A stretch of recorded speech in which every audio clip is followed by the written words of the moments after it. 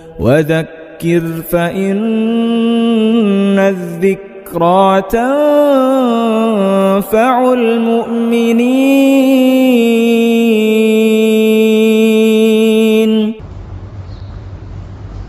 بسم الله الرحمن الرحيم.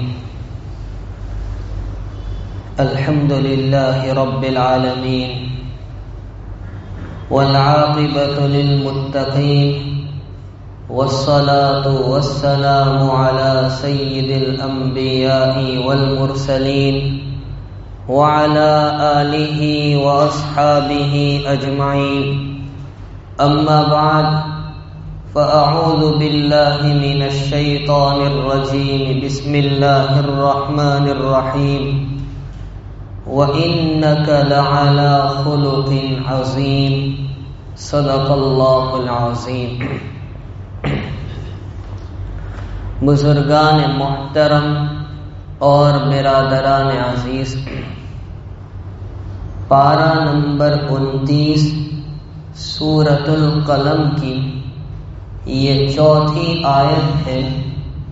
اس آیت پاک میں حضرت نبی اکرم سرکار دو عالم صلی اللہ علیہ وسلم کے بلند و بالا اخلاق کی طرف اشارہ کیا گیا ہے. دشمنان اسلام نے نبی اکرم صلی اللہ علیہ وسلم پر طرح طرح کے الزامات لگائے. کبھی آپ کو ساحر اور جادوگر کہا گیا تو کبھی آپ کو شاعر کہا گیا، کبھی آپ کو مجنون اور دیوانہ بھی کہہ دیا گیا. اس پر قرآن کریم نے یہ چند آیتیں نازل فرمائی. اس سورت کی دوسری آیت میں فرمایا ما انت بنعمت ربک بمجنون. اپنے رب کے فضل و احسان سے آپ مجنون اور دیوانے نہیں ہیں. تیسری آیت میں فرمایا کہ آپ کے لیے کبھی ختم نہ ہونے والا یعنی بے حساب اجر ہے. وَإِنَّ لَكَ لَأَجْرًا غَيْرَ مَمْنُونٍ. آپ کے لیے تو ایسا اجر ہے جو کبھی ختم ہونے والا نہیں. اور چوتھی آیت میں بتایا گیا وَإِنَّكَ لَعَلَى خُلُقٍ عَظِيمٍ.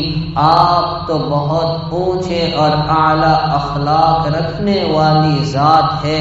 تو تیسری اور چوتھی آیت کا خلاصہ نکلا کہ جس ذات کا اجر و ثواب بے حساب ہو اور جس کو عالی اور اونچے اونچے اخلاق دیے گئے ہو، کیا وہ مجنون اور دیوانہ ہو سکتا ہے؟ ہرگز نہیں، بلکہ ان کو مجنون کہنے والے خود مجنون ہیں. ان کو اپنے جنون کا علاج کروانا چاہیے. اسلام 5 چیزوں کے مجموعے کا نام ہے: عقائد، عبادات، معاشرت، معاملات اور اخلاق. ان 5 چیزوں میں ایک اہم ترین شعبہ اخلاق کا بھی ہے. اب سرور عالم صلی اللہ تعالی علیہ وسلم کی تعلیمات کو ہم دیکھتے ہیں تو اس نتیجے پر پہنچتے ہیں کہ آپ نے اپنی امت کو اخلاق کی تعلیم اپنے ارشادات کی روشنی میں بھی دی ہے، اور عملی طور پر بھی آپ نے امت کے سامنے اخلاق کے نمونے پیش کر کے بتائے ہیں. آپ کے اخلاق کیا تھے؟ تو ایک تو یہی آیت لے لیجئے، سورۃ القلم کی آیت نمبر 4 وَإِنَّكَ لَعَلَى خُلُقٍ عَظِيمٍ. نمبر 2 حضرت امام مالک رحمہ اللہ نے اپنی موطا میں حدیث نقل کی ہے نبی اکرم صلی اللہ علیہ وسلم اپنی بعثت کا مقصد بیان کرتے ہوئے فرماتے ہیں بعثت لأتمم حسن الاخلاق، میں تو حسن اخلاق کی تعلیم اور تکمیل کے لیے بھیجا گیا۔ نمبر 3، خادم رسول حضرت انس بن مالک رضی اللہ تعالی عنہ، جنہوں نے مسلسل 10 سال تک نبی اکرم صلی اللہ علیہ وسلم کی خدمت کی ہے، وہ فرماتے ہیں کہ میں نے نبی اکرم صلی اللہ علیہ وسلم کی 10 سال خدمت کی، کبھی آپ نے مجھے ڈانٹا ڈپٹا نہیں، میں نے کوئی کام کر دیا تو آپ نے یہ نہیں فرمایا تم نے ایسا کیوں کیا، اور کوئی کام میں نہ کرتا تو آپ نے یہ نہیں فرمایا کہ تم نے ایسا کیوں نہیں کیا۔ یہ ہے آپ علیہ الصلاۃ والسلام کے اخلاق۔ نمبر 4، حضرت انس رضی اللہ تعالی عنہ ہی سے منقول ہے، وہ فرماتے ہیں نبی اکرم صلی اللہ علیہ وسلم کے اخلاق کا عالم یہ تھا کہ مدینہ منورہ کی اگر کوئی باندی آپ کا ہاتھ پکڑ کر آپ کو کہیں لے جانا چاہے تو وہ لے جا سکتی تھی۔ نمبر 5، ام المؤمنین حضرت عائشہ صدیقہ رضی اللہ تعالی عنہا نبی پاک صلی اللہ علیہ وسلم کے اخلاق کو بیان کرتی ہیں کہ نبی پاک صلی اللہ علیہ وسلم نے کبھی کسی کو مارا نہیں، نہ کسی خادم کو، نہ کسی غلام اور نوکر کو، نہ کسی عورت کو سوائے اللہ کے راستے میں قتال کے، اور نہ کبھی آپ نے اپنی ذات کے لیے انتقام لیا سوائے اس کے کہ کوئی اگر کوئی بڑا گناہ کرتا تو شرعی سزا وصول کرنے کے لیے اس پر شرعی سزا جاری کی جاتی۔ نمبر 6، حضرت عائشہ صدیقہ رضی اللہ تعالی عنہا نبی کریم صلی اللہ علیہ وسلم کے اخلاق کو بیان کرتی ہیں کہ آپ فحش گو نہیں تھے، نہ فحش کے قریب جانے والے تھے، نہ برائی کا بدلہ برائی سے لینے والے تھے، بلکہ آپ تو عفو و درگزر کا معاملہ کرنے والے تھے۔ آپ کے اخلاق کو اس طرح بیان کیا گیا کہ جب بھی آپ سے کسی چیز کا سوال کیا گیا آپ نے کبھی جواب میں لا یعنی نہیں فرمایا، جبکہ پہلی مرتبہ آپ پر وحی کا نزول ہوا آپ گھبرائے ہوئے اپنے گھر تشریف لاتے ہیں، اہلیہ محترمہ سے کہتے ہیں مجھے چادر اڑا دو، مجھے چادر اڑا دو۔ انہوں نے تسلی کے جو کلمات اور الفاظ اس وقت کہے وہ قابل غور ہے۔ وہ کہتی ہے اللہ آپ کو ہرگز رسوا نہیں کرے گا، آپ تو صلہ رحمی کرنے والے ہیں، مہمان نوازی کرنے والے ہیں، بے کسوں کا بوجھ اٹھاتے ہیں، اور آپ غریبوں کی مدد کرتے ہیں، اور مشکلات میں امر حق کا ساتھ دینے والے ہیں۔ غور کرنے کا مقام ہے، حضرت خدیجہ رضی اللہ تعالی عنہا نے اس وقت آپ کی عبادات کو بیان نہیں کیا بلکہ آپ کے اخلاق کو ذکر کیا۔ ان تمام سے نبی کریم صلی اللہ علیہ وسلم کے بلند و بالا اخلاق کی طرف اشارہ ملتا ہے، بلکہ آپ کے اخلاق کیا تھے؟ ام المؤمنین حضرت عائشہ رضی اللہ تعالی عنہا سے جب نبی علیہ الصلاۃ والتسلیم کے اخلاق کے بارے میں پوچھا گیا تو فرمایا کان خلق القرآن کہ آپ کے اخلاق تو قرآن کریم تھے، یعنی قرآن کریم نے جن چیزوں کی تعلیم دی ان پر سب سے بڑھ چڑھ کر عمل کرنے والے جناب رسول اکرم صلی اللہ علیہ وسلم تھے۔ مختصراً نبی پاک علیہ الصلاۃ والسلام کے اخلاق پر اگر روشنی ڈالی جائے تو ہم لوگ اخلاق میں ایک چیز سخاوت کو شمار کرتے ہیں۔ اگر سخاوت اخلاق میں سے ہے تو میرے آقا صلی اللہ علیہ وسلم سے بڑھ کر سخی کون ہے؟ لوگ سخاوت میں حاتم طائی کی مثال پیش کرتے ہیں، وہ غلط ہے۔ سخاوت میں مثال پیش کرنی چاہیے کہ جناب رسول اللہ صلی اللہ تعالی علیہ وسلم کی پیش کرنی چاہیے کہ جس نے اپنے پاس کچھ باقی نہیں رکھا، بلکہ حال یہ ہے کہ زندگی کی جو آخری رات ہے اس کا حال یہ ہے کہ گھر میں جلانے کے لیے چراغ میں تیل تک بھی نہیں ہے۔ آپ علیہ الصلاۃ والسلام کی سخاوت کا حال یہ ہے کہ ایک آدمی نے آپ سے 2 پہاڑیوں کے درمیان زمین بھر کر بکریاں طلب کی، آپ نے وہ عطا کر دی۔ وہ حیران ہو کر اپنی قوم میں جا کر کہتا ہے، اے میری قوم کے لوگوں مسلمان ہو جاؤ، محمد تو اتنا عطا کرتے ہیں کہ وہ فقر و فاقے سے ڈرتے نہیں۔ تو اگر ہم اچھے اخلاق میں سخاوت کو بیان کریں تو نبی کریم صلی اللہ علیہ وسلم سے بڑھ کر سخی کوئی نہیں ہو سکتا۔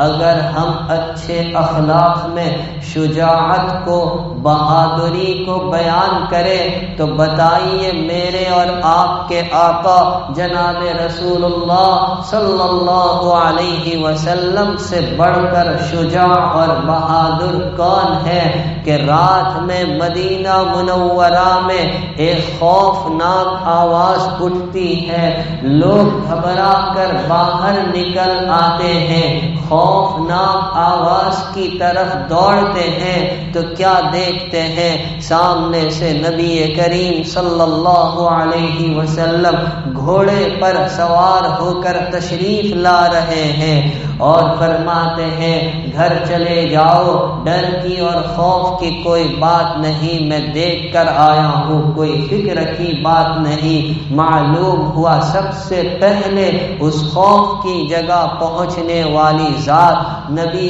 کریم صلی اللہ علیہ وسلم کی۔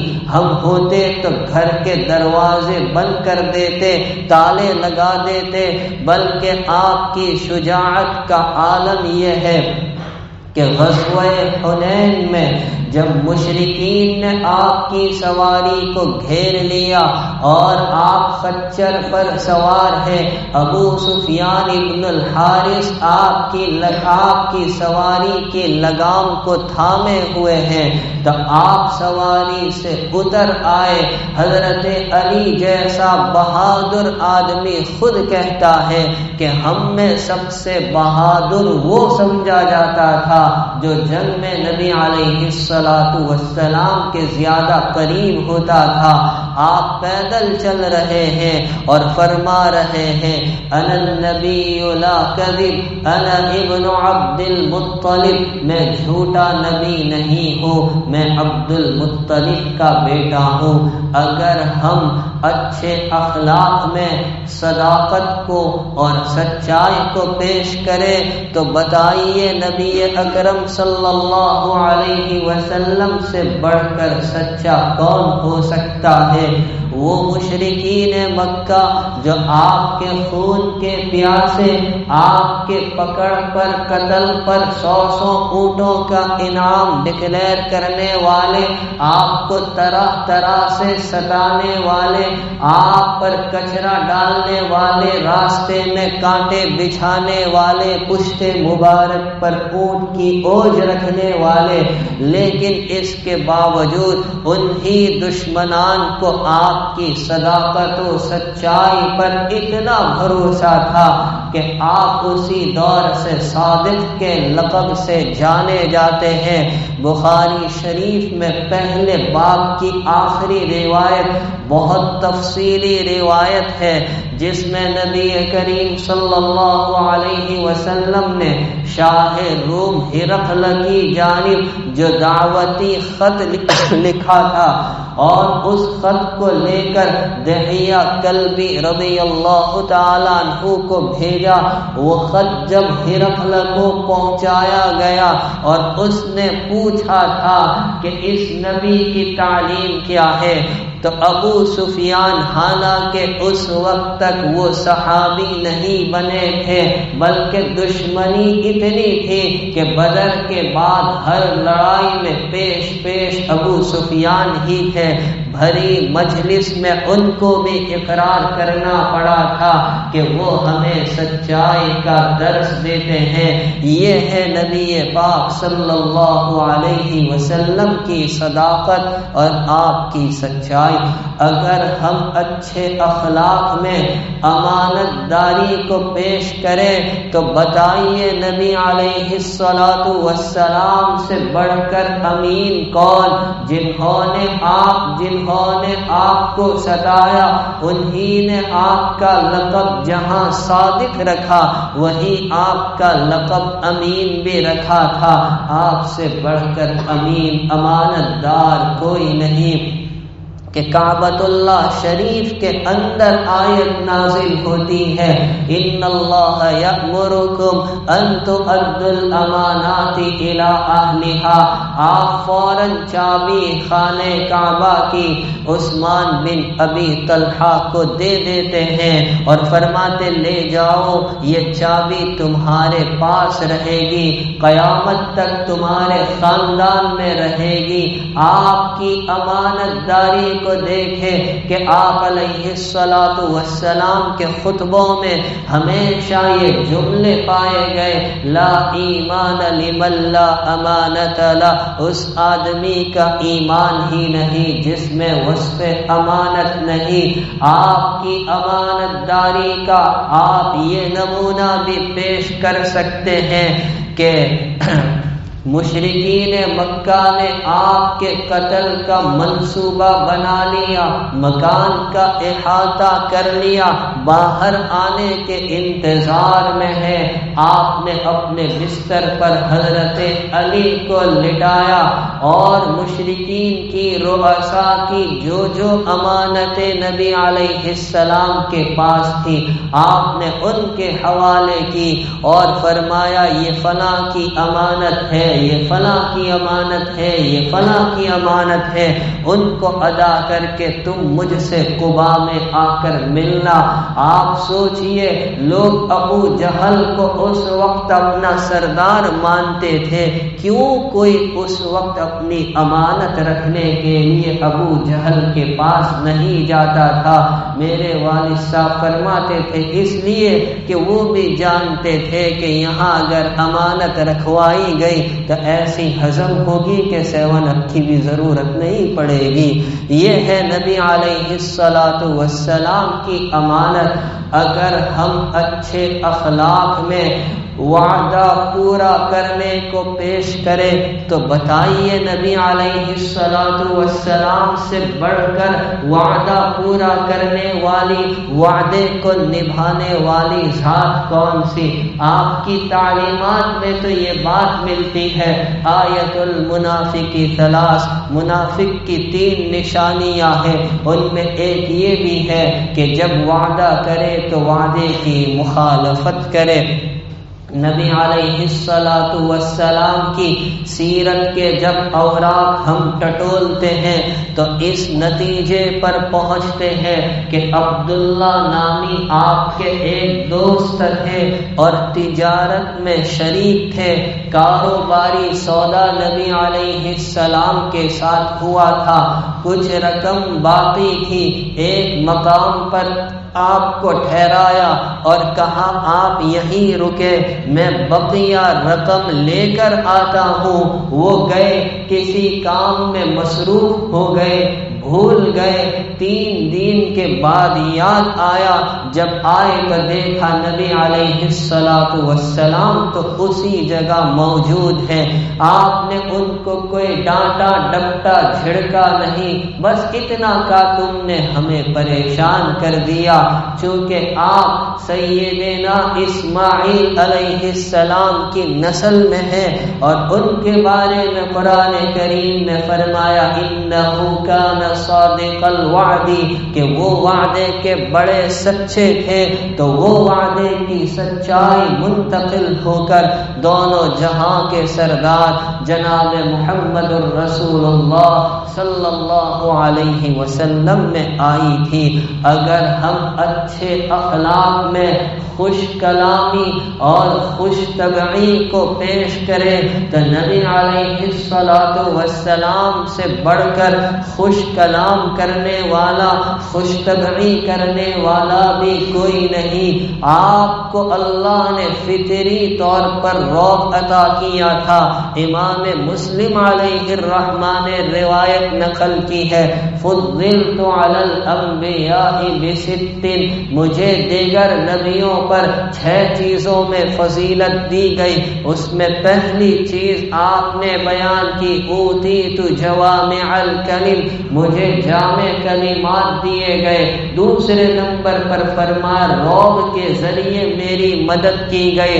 آپ کا یہ رعب 1 مہینے کی مسافت سے آیا کرتا تھا، لیکن یہ بناوٹی اور تکلفانہ رعب نہیں، فطری رعب تھا۔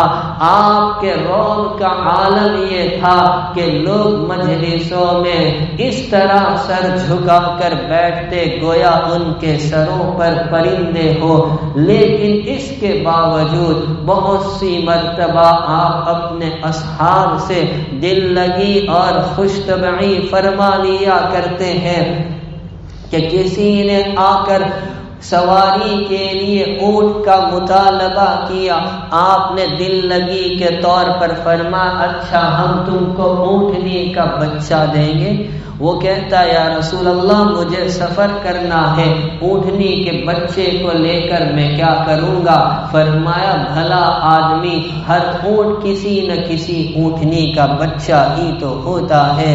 یا وہ ظاہر بن حزام جو گاؤں کے دیہات کے رہنے والے وہاں کی چیزیں لا کر دربار رسالت میں پیش کرتے ہیں، نبی علیہ السلام شہر کی چیزیں ان کو دیتے ہیں۔ ایک مرتبہ دیکھا وہ مدینہ طیبہ کے بازار میں کچھ بیچ رہے ہیں، آقا پیچھے سے جاتے ہیں، ان کی آنکھوں پر ہاتھ رکھتے ہیں، فرماتے یہ غلام مجھ سے کون خریدے گا؟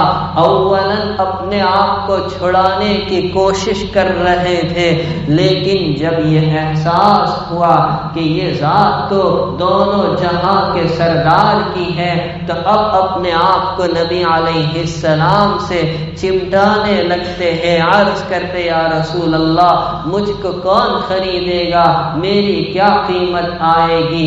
یہ ہے آپ کی دل لگی۔